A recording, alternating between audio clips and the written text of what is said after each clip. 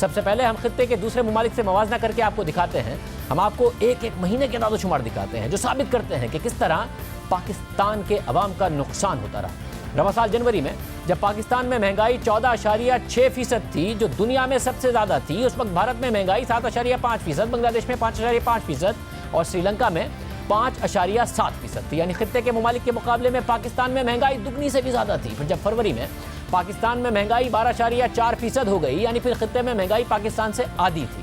फिर मार्च में पाकिस्तान में महंगाई 10.2% हो गई और मार्च में भी पाकिस्तान में महंगाई खित्ते के दीगर ममालिक के मुकाबले में दुगनी रही। अप्रैल में भी पाकिस्तान में महंगाई खित्ते के दीगर ममालिक से ज़्यादा रही। मई में पाकिस्तान में महंगाई 8.2% हुई, तो भारत में अप्रैल के मुकाबले में महंगाई में बड़ी कमी आई। भारत में महंगाई 6.2% हो गई, जबकि बांग्लादेश में 5.3% और श्रीलंका में 4% थी।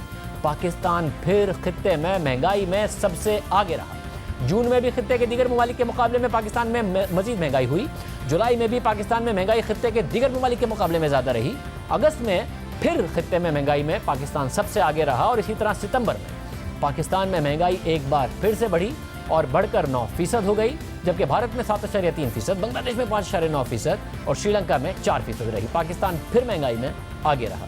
यानी टोटल महंगाई में कोई एक महीना ऐसा नहीं है जिसमें पाकिस्तान में महंगाई खित्ते के ममालिक से कम रही हो। फिर भी हुकूमत महंगाई का इल्ज़ाम दुनिया भर में कीमतों में इजाफे को दे रही है। अब फूड इन्फ्लेशन यानी खाने पीने की चीज़ों की कीमतों में इजाफे का मवाजना करते हैं। पहले वो ग्राफ देखिए जो खुद हुकूमती वजीर हम्माद अजहर ने ट्वीट किया कि कोरोना के बाद बैनुल-अक़वामी खाने पीने की कीमतों में इजाफा हुआ है। दीगर वज़रा ने भी खाने पीने की कीमतों में इजाफे की वजह बैनुल-अक़वामी कीमतों को करार दिया, मगर गौर से देखिए हम्माद अजहर साहब के शेयर किए गए ग्राफ के मुताबिक कोरोना के बाद तो इस साल के पहले 6 महीने में जून तक खाने पीने की कीमतों में बेपनाह कमी आई।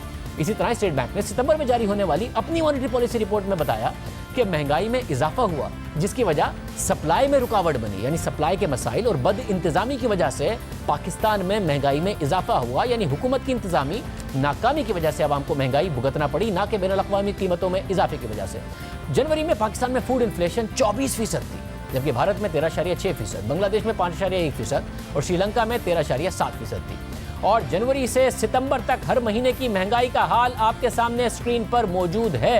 जनवरी से सितंबर तक कोई एक महीना ऐसा नहीं है कि जब पाकिस्तान की महंगाई या सिर्फ खाने पीने की अशिया की महंगाई खित्ते की औसत महंगाई या पूरी दुनिया की औसत महंगाई से कम रही हो। पाकिस्तान हर लिहाज से महंगाई के मैदान में आगे रहा, खासतौर पर खाने पीने की अशिया की कीमतों में, जिसका बराह रास्त असर गरीब घरानों पर ज़्यादा पड़ता है। और इस खाने पीने की चीज़ों की में भी जो इजाफा हुआ, उसमें भी जो देहाती इलाके हैं उसमें ज़्यादा इजाफा हुआ बनिस्बत जो शहरी इलाके हैं, और ये खुद हुकूमती अदाद-ओ-शुमार बताते रहे।